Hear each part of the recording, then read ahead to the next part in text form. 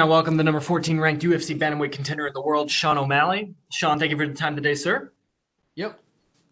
We will kick things off with Gabriel Gonzalez from Cage Side Press.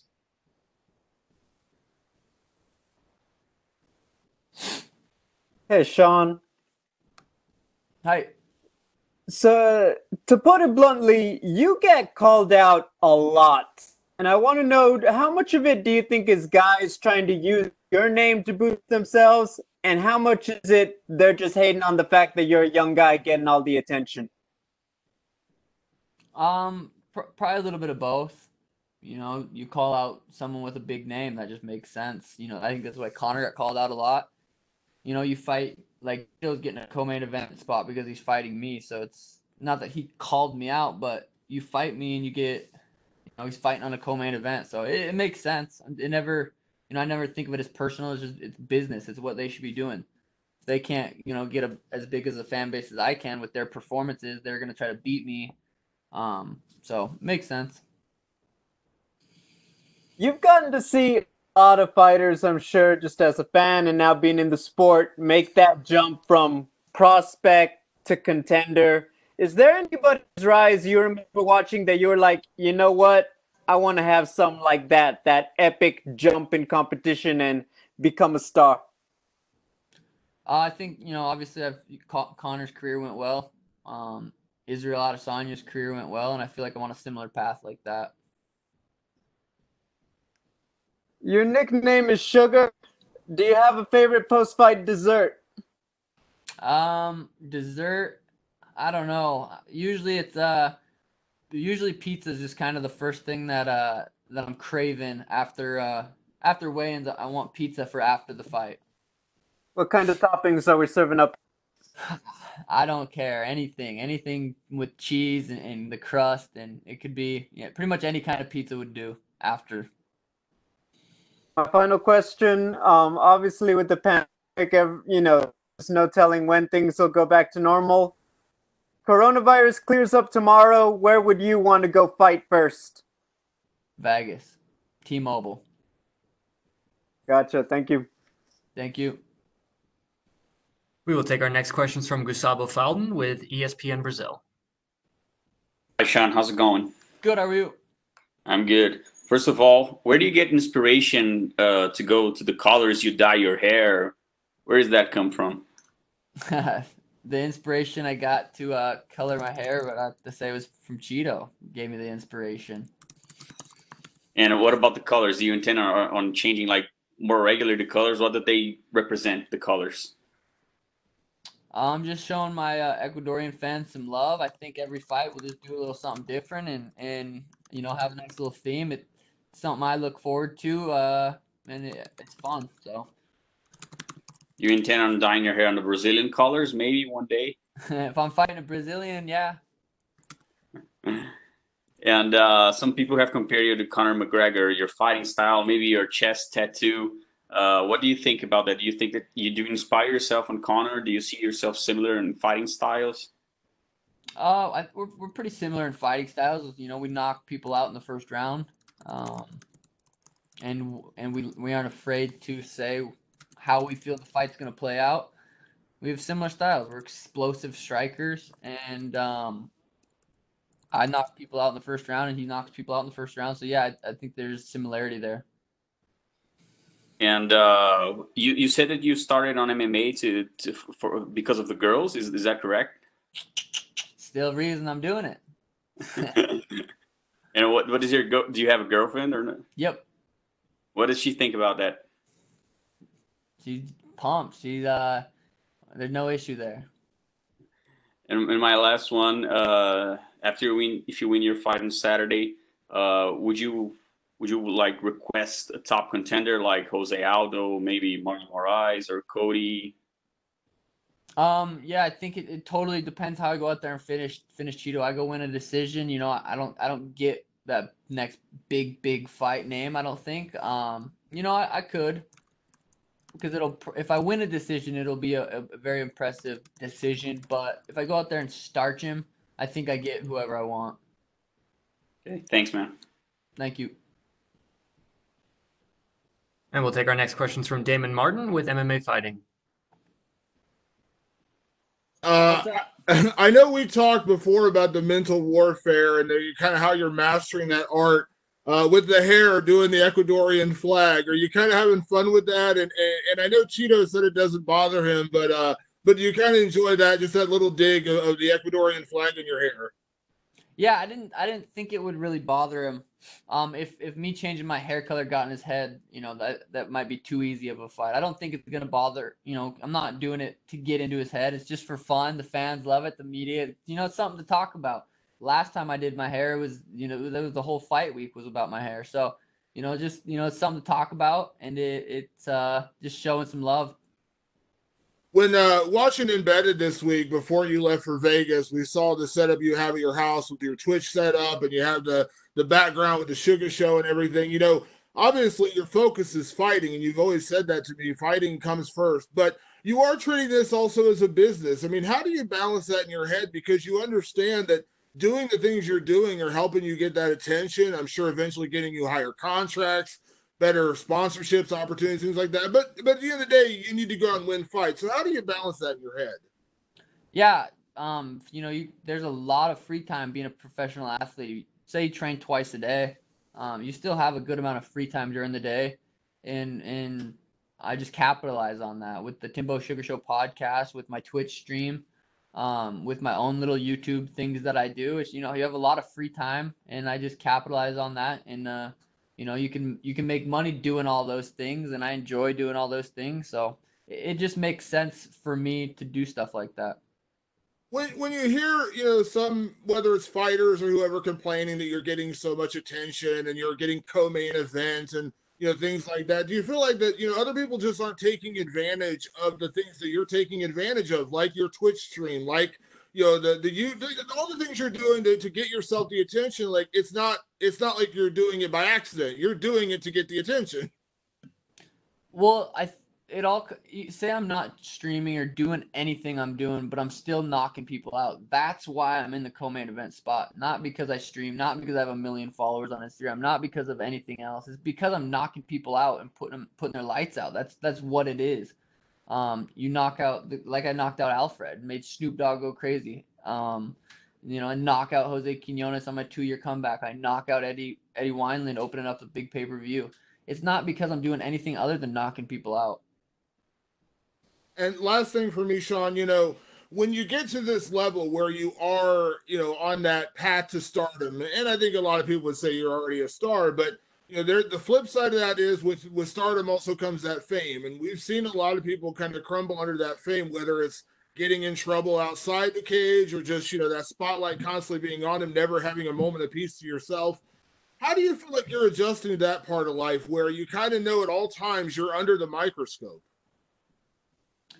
Yeah, I think I'm doing good with it. It's not, if I want to not stream or not do the podcast or not make a YouTube video, I can stay home and not and get away from everything. So it does. I don't feel like I'm trapped in it. I feel like if I need to get away from it, I can. And I do enough to where I'm not too stressed out. But yeah, I think I'm handling it well, and I think I kind of was able to prepare for it. Those 2 years I was off after that Andre fight, I got a little bit of notoriety and fame, breaking my foot and continuing to fight, and I think those 2 years off, I got to think a lot about it and understand that I have to just stay grounded, keep the same circle around me, and keep doing what I'm doing, and enjoy life, and enjoy the little things in life to keep me humble. Thank you, Sean. Best of luck this weekend. Thank you. We will take our next questions from Augusto Niez-Gay from Somos MMA. Hi, Sean. How are you? Hi. So how are you adapting to this different fight week and the pandemic situation? Are you getting used to the new procedures and all that? Yeah, I did it 2 months ago. Nothing really changed, so it's it really does. It feels like we didn't even leave Vegas. Went back to Phoenix, trained, came back, so it doesn't feel like we really left. Is there anything that you miss from the life before the pandemic? Literally, the only thing, if I could change anything, would have fans in the stands, and that's it. Other than that, life for me is pretty normal. I enjoy life still. Nothing really changes too much. And talking about the fight, is there any aspect of Chito's fighting skills that you think you should be careful of? He's in the UFC. He's tough. He's beat people in the UFC. He's finished people in the UFC, and he's never been finished. So he's all around. It's a tough fight. It's a good fight. He's my toughest opponent to date, and with that said, I'll probably still drop him in the first round. Okay, and win on Saturday. When would you like to come back to the octagon? To be determined. We'll see. It depends how the fight plays out. Depends how healthy I am after. Depends who's coming off a win. It's too hard to say and for me to predict right now. My last, Merab Valishvili said a few moments ago that if both of you win your respective bouts on Saturday, a fight between you two would make sense. What do you think about that? We'll see.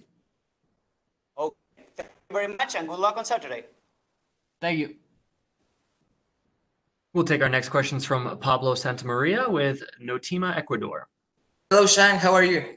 Good. How are you? As an Ecuadorian, I want to ask you, why did you decide to paint your hair the color of the Ecuadorian flag? For you. Many people see it as a provocation for Chito, but others think that you're showing respect not only for Chito, but for the whole country.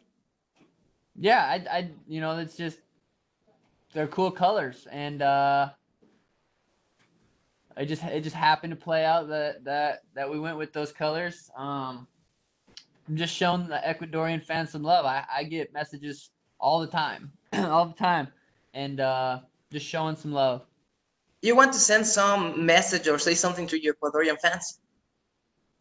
I love you guys. My hair is the color of you guys' flag, so that's a sign of respect. I'm showing the love. Someone, you guys got to go for someone after I bust up Chito. Might as well go for me.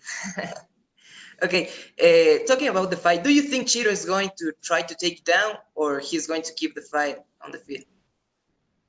Yeah, he's gonna try to take me down. He's a black belt in jiu-jitsu, and I knock people out. So I think that it's a striker versus grappler matchup. So yeah, absolutely. I think he's gonna try to push me up against the fence, trip me, and work on top.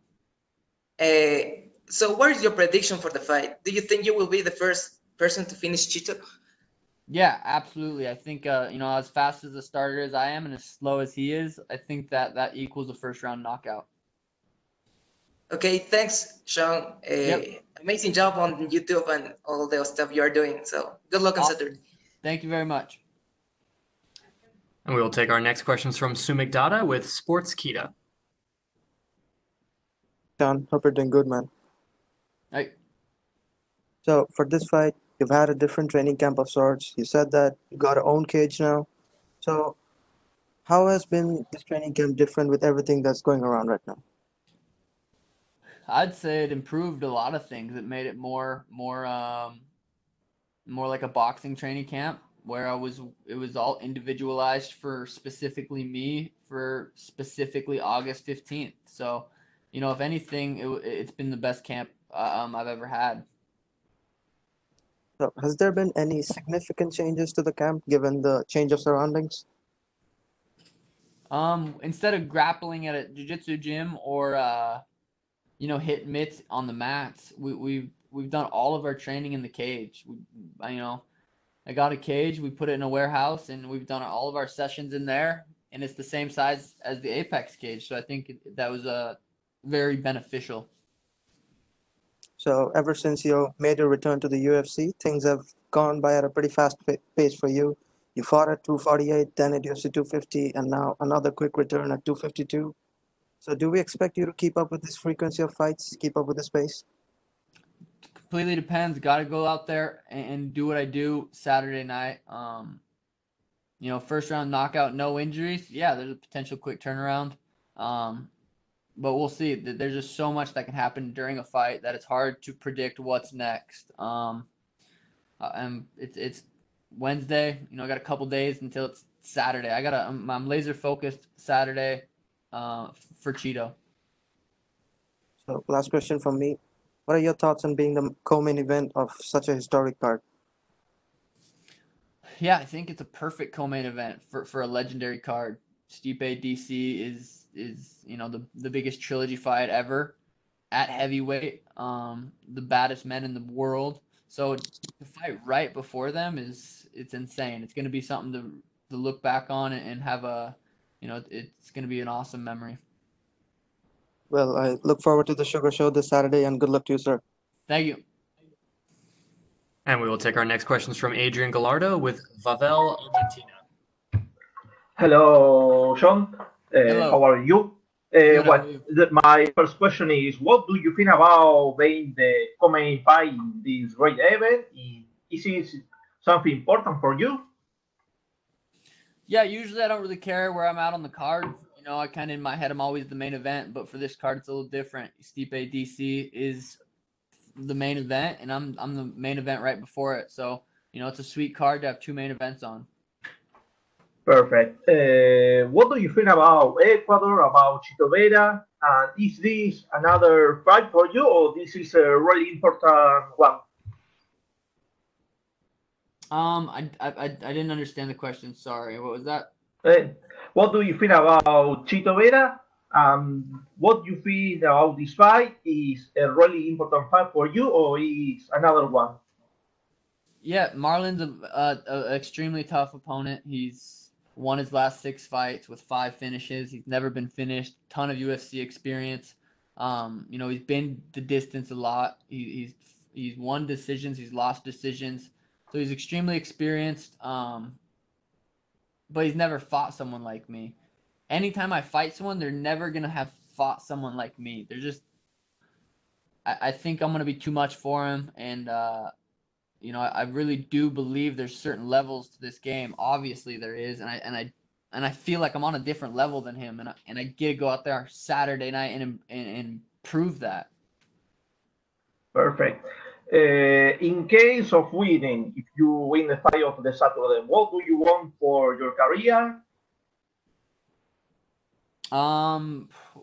Well, after I win this fight, I think just fighting someone that gets me closer to the belt, it makes sense, and I think it depends on how I win this fight as well. Okay, and the last question, a fun question. What is your favorite video game at the moment? You have a great fan of you have a Twitch channel. You are a great fan of the video games. What is your favorite video game? What is my favorite video game? I would have to say at the moment it's Call of Duty, Search and Destroys. With the Twitch fam, it's something I pretty much play every single day. Not right now, I don't have my setup, but Call of Duty, Search and Destroy right now would be my favorite video game. Okay, Sean. Good luck for the Saturday. Thank you. And we will take our last set of questions from Jose Ignacio Cruz. Sean, do you hear me? I do. How you doing, buddy? Nice to talk to you. Good. How are you? I'm doing great. I'm actually quite thankful. I'm the one that sent you an email a few weeks ago asking for some time with you, and now we got here, so I'm quite stoked. Let's start with something around the fight. Everybody's talking about on social media about you maybe not able to compete high-level opponents to this point in your career, and the matchup with Cheeto comes as a really big, the first real big test for you. What do you say to all the naysayers out there that feel that maybe you're not prepared to the upper echelons of the division? I don't think much of it. I think Cheeto's top 10 guy, and I go out there and put his lights out, fight someone who's next, and there's not much thought that goes into what people say about me as far as the negative ones. The positive one, I enjoy that, and I those are from the fans that I love, and the negative stuff, it doesn't bother me. Cheeto's a dangerous opponent, and he's he's respected in the UFC, so getting a win over him will probably quiet a lot of the naysayers. I could go out there and knock out Peter, and there's still going to be guys that are saying, yeah, but. So don't really pay much of attention to the negative stuff. I see. Let's go to the dreamland for a bit. Okay. I was wondering the other day, have any fights that you would like to, let's take away all the things regarding the division right now. If you could have a dream fight, whoever you want to fight, who would you fight? Probably Connor. I think that would be I think the fans would like that. I think that's an exciting fight. You know, and that's a fight that I feel like I could win. It's not like there's not a chance. I feel like it's a fight I could win, and it's a fight that would probably be a dream fight. How do you feel stylistically that matchup? How do you feel that you would go for the win? I'm lighter. He's heavier. I'm way faster than him. So I think you know, he hits hard. I'm good at not getting hit, and I think, you know, it'd be interesting. Okay, man. Best of luck on your fight, and don't let anybody tell you something about your. Thank you, Jose. Do you, baby? Have a great fight on Saturday. Thank you. Thanks. Thank you so much, Sean. That is all the time we had for you, sir. Perfect. Thank you. Hey guys, this is Praveen the Boss. Thanks for watching our video. Click on the subscribe button to catch all the latest videos from MMA India Show and MMAindia.com. Thanks. Cheers.